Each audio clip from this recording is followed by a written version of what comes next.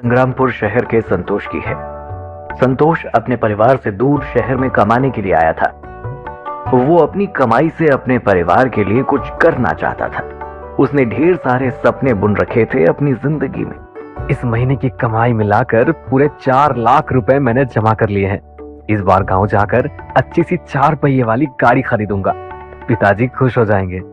संतोष, अरे तुम अपने पैसे मुझे दे दो। अरे मैं एक ही महीने में तुम्हें 2 गुना करके पैसा लौटा दूंगा। तुम ये दावा किस आधार पे कर रहे हो विनोद? मुझे अंदरूनी जानकारी मिली है निवेश बाजार की। हम दोनों खूब पैसा कमा सकते हैं। मैंने बड़ी मेहनत से इस पैसे को जमा किया है विनोद। ये पैसे सुरक्षित तो रहेंगे ना? अरे चिंता क्यों करते हो दोस्त, मुझे मेरे सारे दोस्तों ने निवेश करने के लिए पैसे दे रखे हैं। अरे मैं कोई ठग थोड़ी हूँ, यहीं मंदिर के पीछे वाले मकान में रहता हूँ। जब चाहे आकर मिल लेना। ठीक है फिर, ये लो मेरे सारे पैसे, निवेश कर दो। ये हुई ना बात, मिलते हैं 1 महीने के बाद। 1 महीना बीतते जरा भी वक्त नहीं लगा। अब बारी थी 2 गुना पैसा लेने की। आज मेरे सारे पैसे 2 गुना हो जाएंगे। मतलब मैं अब बहुत कुछ कर सकता हूँ अपने परिवार के लिए। संतोष अपने निवेश किए हुए 2 गुने पैसे लेने के लिए जैसे ही विनोद के घर में पहुंचा तो विनोद के घर पे ताला लगा हुआ था। पड़ोसियों से पूछने पर उन्होंने बताया कि वो कुछ दिन पहले ही विदेश चला गया, हमेशा हमेशा के लिए। सब कुछ बर्बाद हो गया मेरा, सारे सपने टूट गए। कितनी कितनी उम्मीद लगाई थी मेरे परिवार ने मुझसे, सारी उम्मीदें चकनाचूर हो गई। नहीं, मुझे जीने का कोई हक नहीं है। मुझे मर जाना चाहिए। संतोष की जिंदगी में दुखों का पहाड़ टूट पड़ा। उसकी सारी जमा पूंजी बर्बाद हो चुकी थी। वो धीरे धीरे अवसाद में जाने लगा और आत्महत्या तक करने की सोच ली। माँ, पिताजी, मुझे माफ कर दीजिएगा। मैं अब आपके लिए कुछ नहीं कर सकता। मैं जीने के काबिल नहीं हूँ। संतोष को आत्महत्या करते हुए तालाब की रखवाली करने वाले चौकीदार ने देख लिया। उसने तुरंत जाकर संतोष को रोकते हुए कहा, अरे अरे अरे अरे ठहर जाओ बेटा। मुझे मर जाने दीजिए काका, मैं जीने के लायक नहीं हूँ। आप चले जाइए यहाँ से, मैं आपके हाथ जोड़ता हूँ।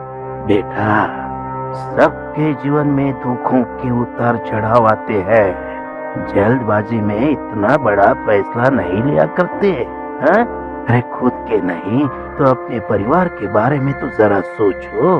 नहीं काका, जिंदगी जिल्लत हो चुकी है।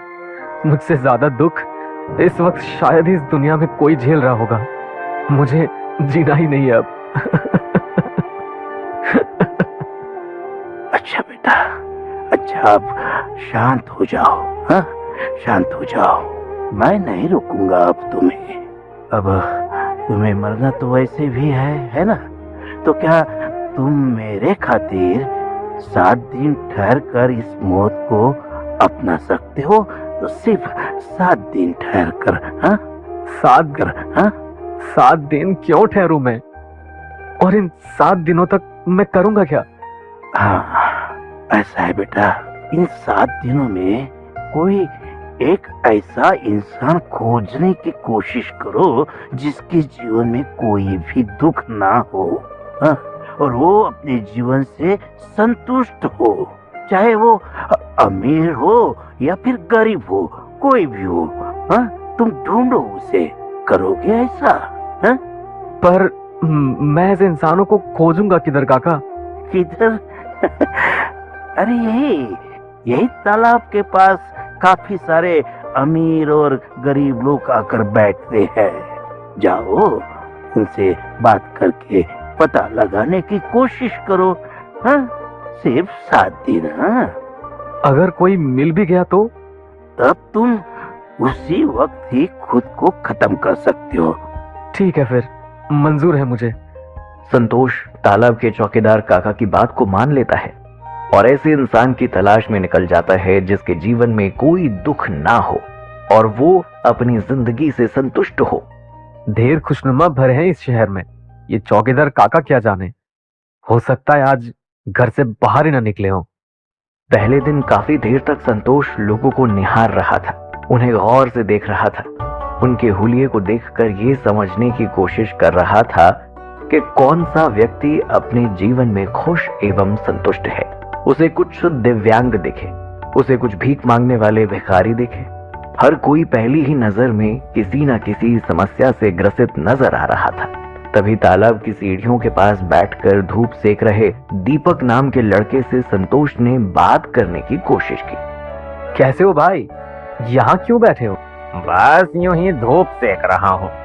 मुझे ठंड लग जाने की बीमारी है। मेरी सांस फूलने लग जाती है ठंड की वजह से। मुझे चिकित्सकों ने धूप लेटे रहने की सलाह दी है।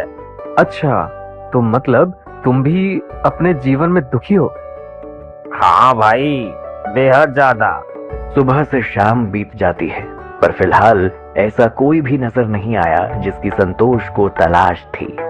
एक एक करके 2 दिन और गुजर जाते हैं, पर संतोष को कोई भी ऐसा इंसान नहीं मिला जो अपने जीवन में पूरी तरह खुश हो। संतोष अब चौकीदार काका की बात को चुनौती की तरह देखने लगा था। ऐसे कैसे नहीं मिलेंगे मुझे? मैंने इन आंखों से देखा है, लोगों को हंसते खेलते जीवन बिताते, उनके पास किसी भी तरह का दुख नहीं होता है। थोड़ी देर और बैठता हूँ यहीं पर, जरूर कोई न कोई सुखी इंसान नजर आ जाएगा। तभी संतोष को कोट पैंट पहना हुआ एक ऐसा इंसान नजर आया जो देखने से ही दौलतमंद लग रहा था। उस शख्स का नाम जीवन था। आप यहाँ क्यों बैठे हैं? बस ऐसे ही मन बहलाने के लिए आकर बैठ गया हूँ। कोई बात है क्या? अरे नहीं, ऐसी कोई बात नहीं है। वैसे आप कहाँ रहते हैं? यही पिछले वाली बस्ती में किराए का मकान है मेरा। क्या किराए के मकान में आप क्यों रहते हैं? आप तो देखने से ही काफी दौलतमंद लगते हैं। मैं भी एक दौलतमंद था। शहर में मेरे 5 कारखाने चलते थे। बदलते वक्त के साथ मेरे कारखाने ठंडे पड़ गए और मैं दिवालिया होकर आलीशान बंगले से किराए के मकान में आ गया। आपकी तो जिंदगी की खुशियां ही छिन गई। दुख हुआ आपकी कहानी सुनकर। अरे भाई, दुख तो है, पर कोई बात नहीं, कट रही है जिंदगी यूं ही। हाँ। इस बार भी संतोष सुखी इंसान को खोजने में सफल नहीं हो सका। कुछ ही देर में एक और दिन गुजर गया और संतोष उस इंसान को खोज ना सका जो अपनी जिंदगी में पूरी तरह से खुश है। चौकीदार काका द्वारा संतोष से मांगे हुए 7 दिन बीतने ही वाले थे, पर संतोष को अभी तक ऐसा कोई इंसान नहीं दिखा जो अपने जीवन में पूरी तरह से सुखी हो। कमाल है, आज चौकीदार काका को दिया हुआ आखिरी दिन है। मुझे अब और जीना नहीं है। मुझे तो लगता है कि चौकीदार काका ही वो आदमी है जो अपनी जिंदगी में पूरी तरह से सुखी और संतुष्ट है। वो अकेले ही रहते हैं और उनके पास तो किसी तरह का तनाव भी नहीं है। संतोष को लगने लगा था कि चौकीदार को कोई खास काम भी नहीं करना रहता है, केवल बैठकर तालाब की चौकीदारी ही तो करनी रहती है। इसीलिए संतोष के सबसे सुखी इंसान की तलाश अब पूरी हो चुकी थी। संतोष अब फिर से तालाब की तरफ बढ़ने लगा। तभी उसको पीछे से दीपक ने आवाज लगाई। रुक जाओ संतोष, किधर जा रहे हो? अब और नहीं जीना। मैं अपनी जिंदगी में जीने की एक वजह नहीं खोज पाया। चौकीदार काका ने कहा था कि ऐसा इंसान मुझे कभी नहीं मिलेगा जिसकी जिंदगी में दुख ना हो, पर वो गलत निकले। इसीलिए मैं अब और नहीं रुकूंगा। तो क्या तुम्हें वो इंसान मिल गया जिसकी जिंदगी में कोई दुख नहीं है? हाँ बिल्कुल, चौकीदार काका खुद ही वो शख्स है जो सबसे सुखी है। भला उनके जीवन में दुखी क्या है? आराम की नौकरी, ना कोई तनाव। तुम गलत हो संतोष। चौकीदार काका से ज्यादा दुख मुझे नहीं लगता किसी ने झेला होगा। वो कैसे? चौकीदार काका की कोई संतान ही नहीं थी। करीब 20 बरस बाद उन्हें एक बेटा हुआ। वो बेटा जब बड़ा हुआ तो 10वीं कक्षा में कम अंक लाने का सदमा बर्दाश्त नहीं कर पाया और इसी तालाब में कूदकर आत्महत्या कर ली। चौकीदार काका की पत्नी अपने बेटे के गुजर जाने के सदमे को बर्दाश्त नहीं कर सकी और कुछ ही दिनों में वो भी गुजर गई। तभी से चौकीदार काका ने इस तालाब की चौकीदारी चालू कर दी ताकि कोई और इंसान अब इस तालाब में डूबकर आत्महत्या ना कर सके। जरा सोचो, उनके इतना समझाने के बावजूद तुमने आत्महत्या कर लिया तो उन पर क्या बीतेगा? संतोष अभी कुछ बोल भी नहीं पाया, तब तक चौकीदार काका उसके पास पहुंच गए।